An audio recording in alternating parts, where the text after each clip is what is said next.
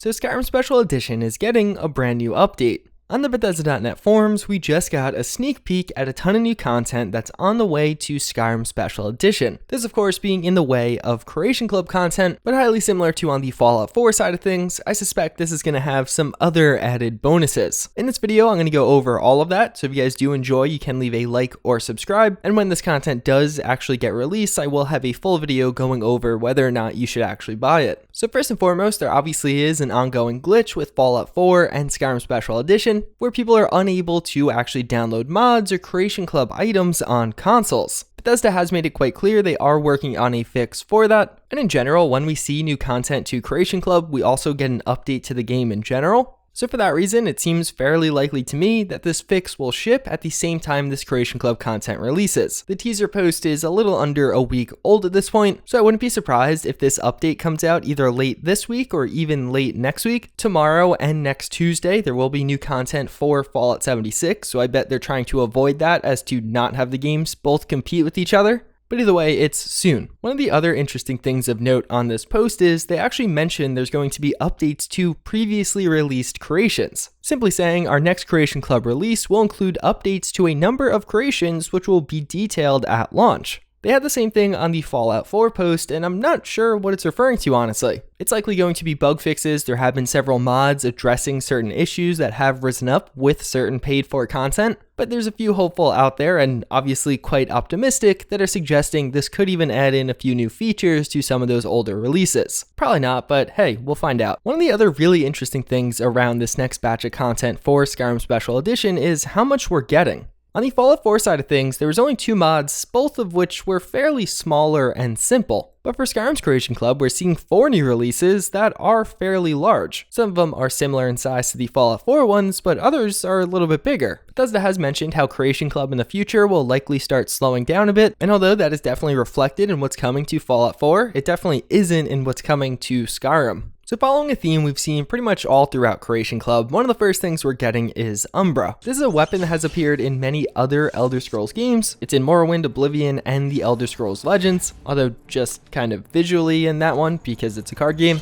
In Skyrim's Creation Club in particular, Bethesda has quite consistently brought back older items with a fresh coat of paint. But with this one, they're actually taking it a step further. The description provided says, the history of this Daedric artifact is recounted in the rise and fall of those that have wielded it. Forged from wicked hands and vile mind, legend says that Umbra itself lives, its echoes whispering from the winding halls of Champion's Rest. Some even say the sword wields its bearer, but to find the answer, you must first defeat Umbra yourself. Umbra introduces a brand new dungeon to Skyrim featuring stunning visuals, puzzle solving, and an exhilarating boss fight, culminating in the acquisition of the iconic sword. So now I find this particularly interesting because in the vast majority of these older Elder Scrolls weapons coming to Skyrim through Creation Club, the implementation was very simple, like go to this location, kill this guy, and hey, you got your item. Or alternatively, not even that much, just go to this location and it'll be there laying on the ground. But with Umbra, it really seems like they're taking it to the next level, adding in a totally new dungeon that apparently will have puzzles. That sounds exciting. It'll probably up the price of this by quite a bit. Although depending on how much of an increase we see, I definitely appreciate the added effort to make this one feel unique and special. It's not just a simple quest to go to this old dungeon that I already cleared and cleared again to find the sword at the end, but hopefully this time around it'll actually be a novel and memorable experience. In previous games, the Umbra sword actually had the soul trap enhancement that basically captured somebody else's soul into a soul gem when you attack them. So I wouldn't be shocked if it has a similar implementation in Skyrim. But next up, we do have the Shadowfoot Sanctum. This is going to be a brand new player home mod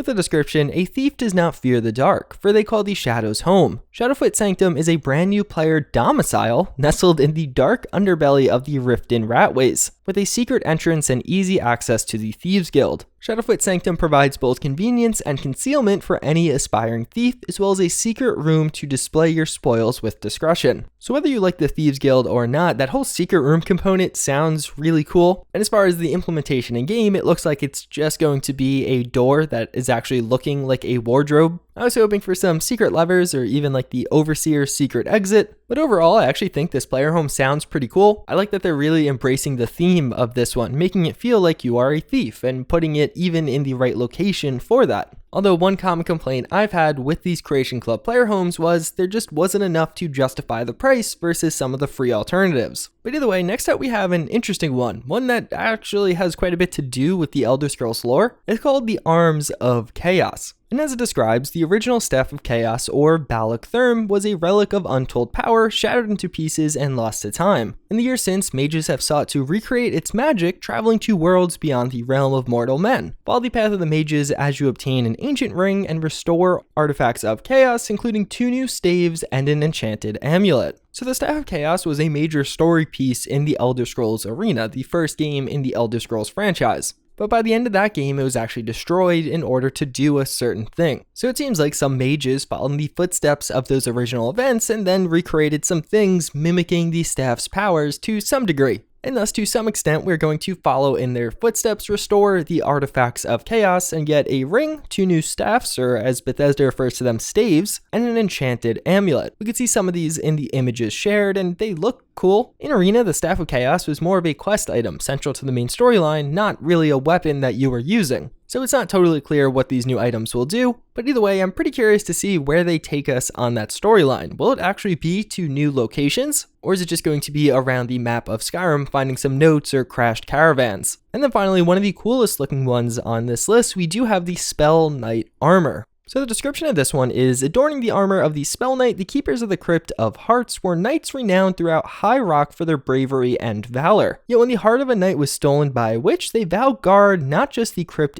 in Shornhelm, but the hearts of all men. Learn the story of the Spell Knight and obtain the armor that was their standard. The Spell Knight armor comes in 3 variants, including iron, steel, and ebony. So even though this armor might actually have a really cool backstory and lore, I feel like just the visuals of it, based on what we're seeing in the screenshots, looks pretty epic. Like, this thing definitely can stand toe to toe with a lot of the other custom armor mods that do exist out there. So all in all, I feel like this actually looks fairly cool for Skyrim Special Edition, but of course the big criterion being that they're for the right price. But none of them sound mundane or boring. I would actually say this batch of content sounds a lot cooler than what we're getting over in Fallout 4, and I'm a much bigger fan of the Fallout franchise. Yet I'm definitely more excited to try some of this stuff out. Although I'd actually really like to hear your guys' comments about this. For the right price, would you guys consider buying this? Would you try it out or give back to Bethesda? Either way though, that's pretty much going to wrap it up for this video for me. Again, when this update does ship, I will have a full video looking at all the new releases as well as the update changes. But until then, as always, again, I thank you all for watching. I hope you enjoyed this one, and I hope to see you all next time. And I hope my voice feels better tomorrow.